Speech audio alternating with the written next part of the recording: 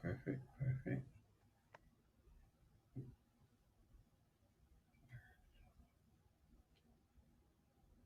Okay. You can hear me clearly, sir? I can hear you. Excellent.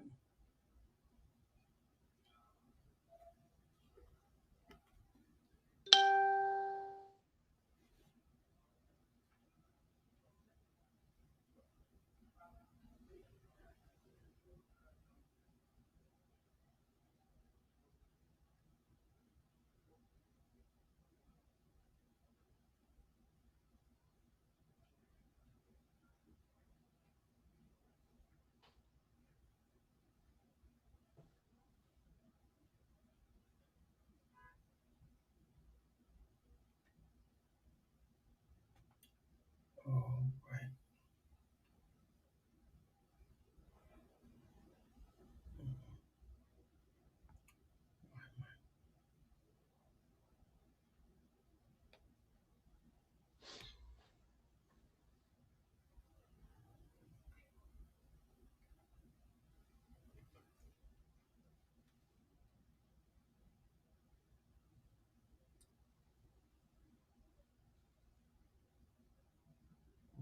Okay, okay.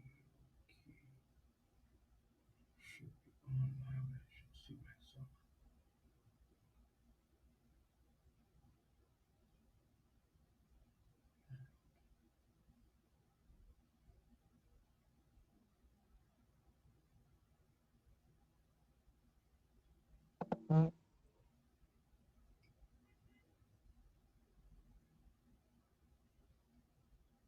Okay, there we go.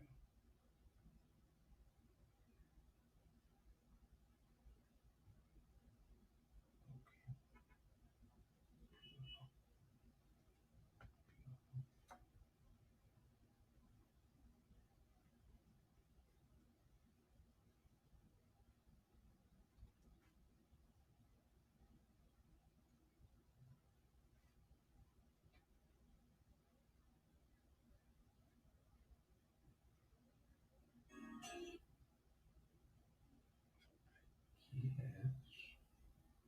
Okay, there we go. So I needed to see.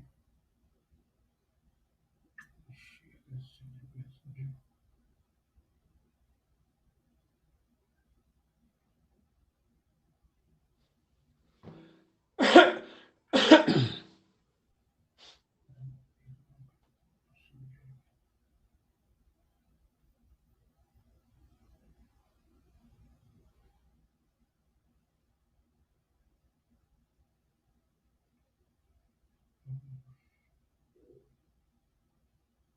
Okay.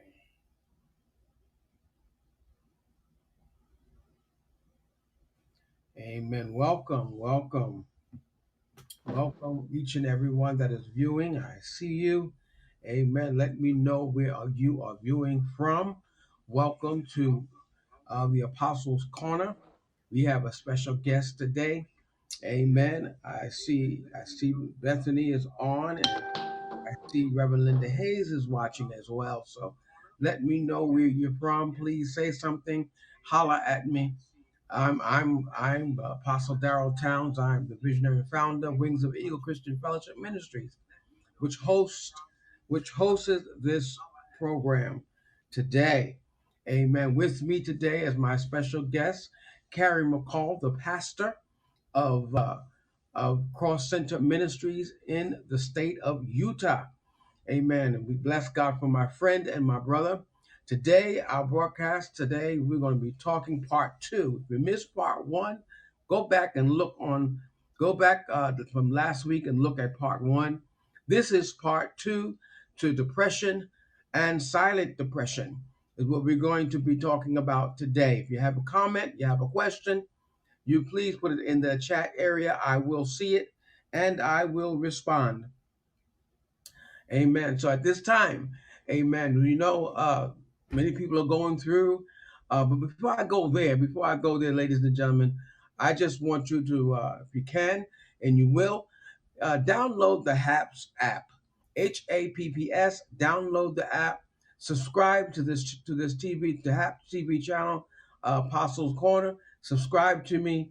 It'll help me to continue to do what I need to do and what I've been doing. Amen. So go to HAPS, download the app, subscribe, and I'm telling you, you'll be a blessing to me and to what I'm trying to do on this platform. This is a different setting, different platform than the normal. Normally, you see me in clergy attire. Normally, you see me in church wear. But to this is a different type of platform. We're just being casual Saturday. Amen. A time of casual where we can just be who we are before God's people. Amen. Last week we talked about silent depression, and we talked about depression. We talked a little bit about silent depression, and we talked about pastors and ministers and lay people as well dealing with depression. And I just felt in my spirit to have someone come on who have experienced of going through it as a leader, as a pastor, as a man, as a father, as a father and as a husband. Because truly, CAREY McCALL is a father. He is a husband to Phyllis McCall, and he is a father, amen, with two beautiful children. So I'm going to decrease right now, and I'm going to bring to you, amen, CAREY McCall of Utah, formerly of Hackensack, New Jersey, now residing in Utah, the pastor, the overseer, the founder of Cross Center Ministries. God bless you. Pastor McCall, take it away. Good afternoon, everybody. As our friend and our brother just shared with you, my name is Kerry McCall, and I'm just going to jump right into it today. First of all, let me just say this to you. Depression and being sad, feeling overwhelmed is real. It knows no boundaries. It is not just indigenous to people in the secular world, but it's hitting the church world more often than we want to recognize. One of the things I thought about during this experience was how we have camouflaged in the church hurt as it pertains to being depressed, being down, feeling like a failure. And the thing that I want to say to you during this time, for those who are involved in ministries in the church, just because you see us standing up in a pulpit or maybe doing other things, it doesn't mean that we don't have feelings. Most often, the depression that comes with this type of setting has to deal with the fact that we feel like failures. We try to keep up with other people, we see their successes, and then when things don't go right in the church, we take it home, we hide underneath the sheets, we start to feel as though there's nobody we can talk to because we always have to present ourselves like we're whole. I want to tell you right now, I'm not Jesus. I bleed, I go to the bathroom, I have feelings, and even in all of those things, those moments of sadness, those moments of feeling overwhelmed, and those moments of feeling like a failure have come to reality. And it's, guess what, y'all? This is even predating COVID 19. So to jump in and help many of us out today, we have to recognize that our leaders and those who are in this kind of position, you have to feel like, you have to identify with it. You have to be able to say, I have a problem and I need somebody to talk to. But the problem is right there. Now, I'm going to get into that part. The problem of wanting to talk to somebody is, who can I trust that won't look at me like I'm some kind of idiot, some kind of failure, because it looks like I'm, failing in faith.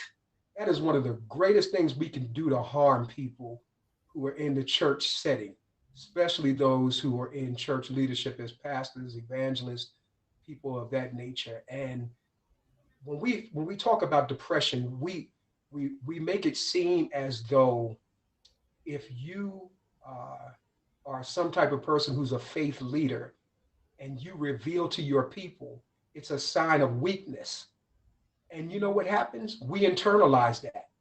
And when you internalize that kind of pain and hurt, and you're not able to share it with anybody, and if you, God forbid, you tell somebody you're going for to a clinician for counseling or something like that, then you, what happens is you subscribe to all of the omens that come along with people who are trying to say, I told you something was wrong with that person. And then you bring that kind of hurt to your home. So it's already hurtful at church setting. It's already hurtful in the clergy setting. And then by internalizing it, people in your home start to look at you like, what's wrong with dad? What's wrong with mom? How come they're not talking that much? It causes depression, causes you to almost, let me give you the analogy. If you've ever had an operation or had anesthesia, anesthesia can do some things to your body that make your body shake, make you quiver when you're not even cognizant that you're doing it. And depression does so much to us that people around us that are close to us begin to realize that we're drifting away, something's going on. And it's primarily because we feel that we were not successful in our ministries.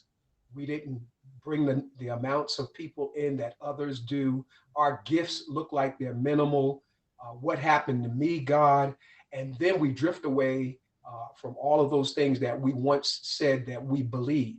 Now, I want to also say this to you, that when you're dealing with depression, and again, you're dealing with depression when it comes to being clergy, something like that, you, it's no magic remedy. I want to say that there's no magic remedy to that. You have to say to yourself, I can't handle it no more. I'm going crazy. Let me also say this, all depression doesn't lead to you thinking you're suicidal. And that is right there the reason why many people don't reach out.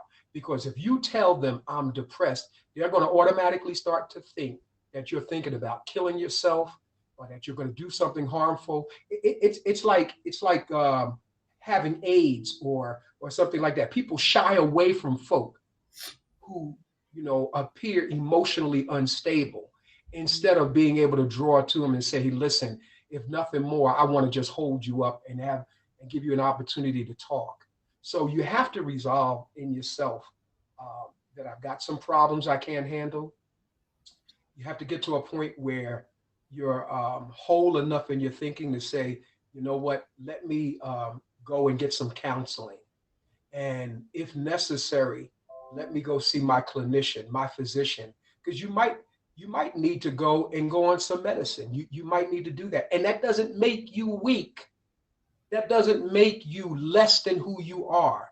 You are still the person that you once were, but you finally arrived at a point where you can't carry this by yourself.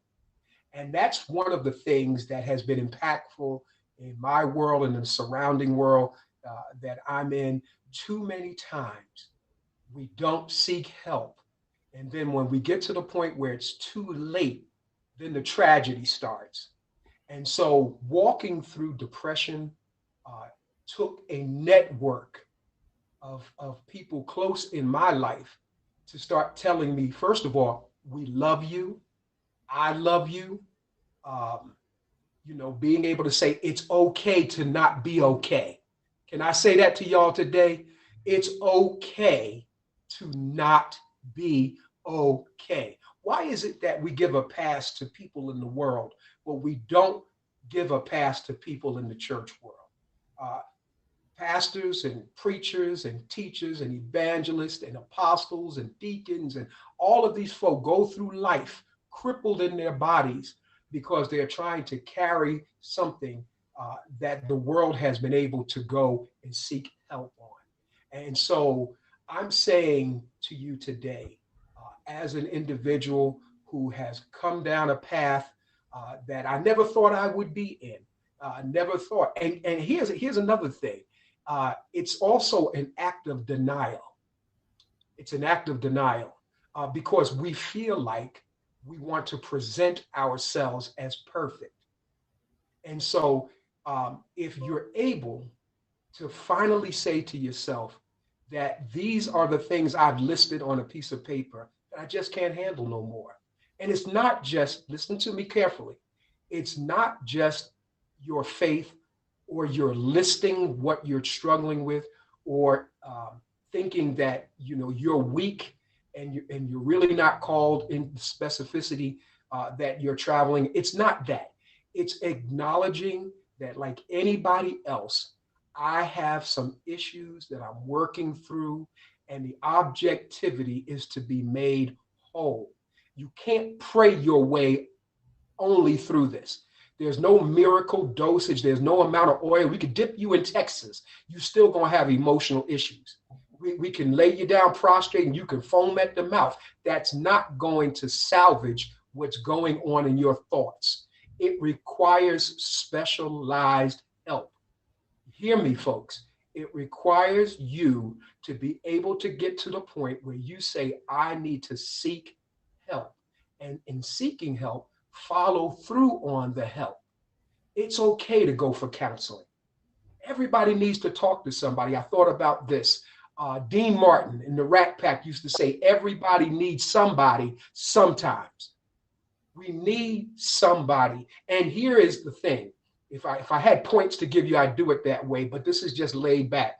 We need trusted friends. I said trusted friends.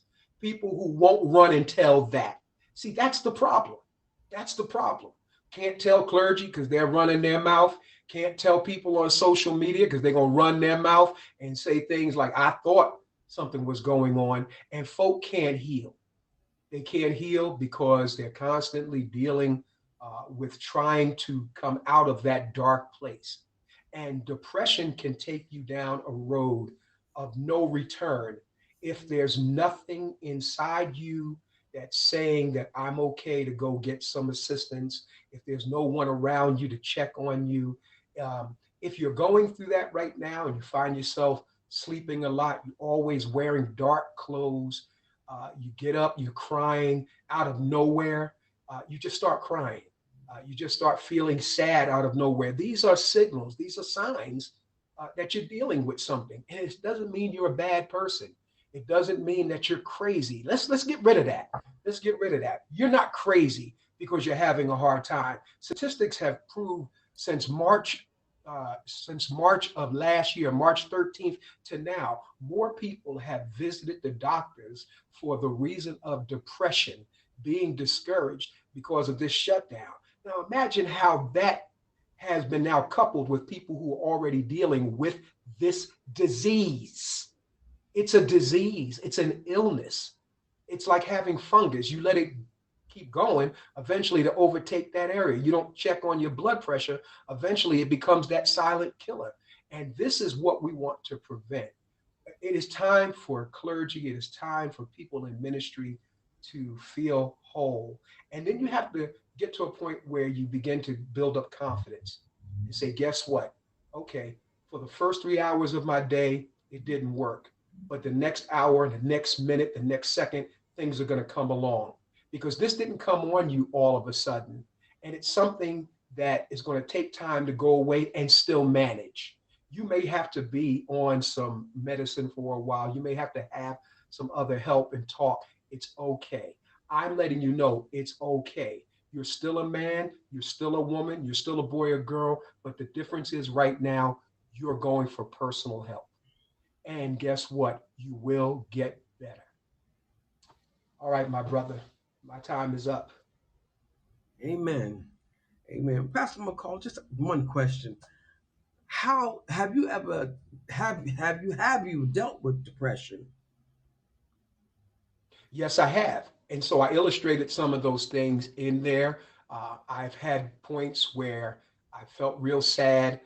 I've had points where I felt that I needed to speak to someone outside of the realm of the church world. And I did. I mean, I have insurance that allows you to go get counseling. And so I did. And I didn't know that I was actually depressed until I sat down with a paraprofessional who began to share with me, hey, Lisa, listen, these are some of the beginnings of leading down that path.